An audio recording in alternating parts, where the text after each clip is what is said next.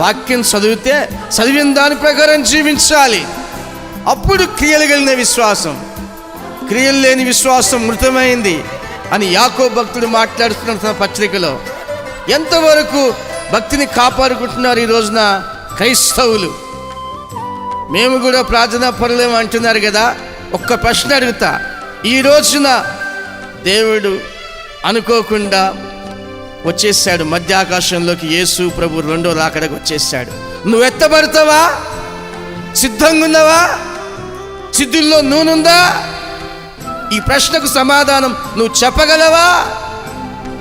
ప్రజలకు ఈ ప్రశ్నకు సమాధానం చెప్పడానికి భయం అవుతుంది. నేను ఇంకా సిద్ధంగా లేనేమో అనిపిస్తూ ఉంటుంది. ఆయన వచ్చాడంటే క్రైస్తవులు 100 మందిలో 10 మంది ఎత్తబడతారు. 90 మంది విడవబడతారంతే. విడవబడ్డావా? 7 ఏళ్ళ శ్రమలకు వెళ్ళిపోవాలి. 7 ఏళ్ళ శ్రమల కాలంలో బహు భయంకరమైన పరిస్థితి. ఇప్పుడు ఉన్న పరిస్థితి కంటే ఇప్పుడు ఏదో తెగుళ్ళు వచ్చేసాయని ఆ తెగుళ్ళ నుంచి భయపడుతున్నారు కదా. ఇది కాదు. 7 ఏళ్ళ శ్రమలో ఉంటుంది విడవబడిన క్రైస్తవులకు. మహాభయంకరమైన బాధ. 300 సంవత్సరాలు సాధారణ శ్రమలు, మరి 300 సంవత్సరాలు బహు భయంకరమైన శ్రమలు అని ప్రకటన గ్రంథం మనకు ప్రకటన చేస్తూ ఉంది.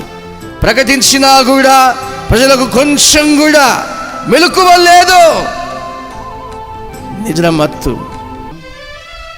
దేవుడిచ్చిన సౌఖ్యము నువ్వు ఆ రీతిగా స్వార్థానికి వాడుకుంటే, సిద్ధపడకపోతే ఏం జరుగుతుంది? ఒకసారి ఆలోచన చేయండి.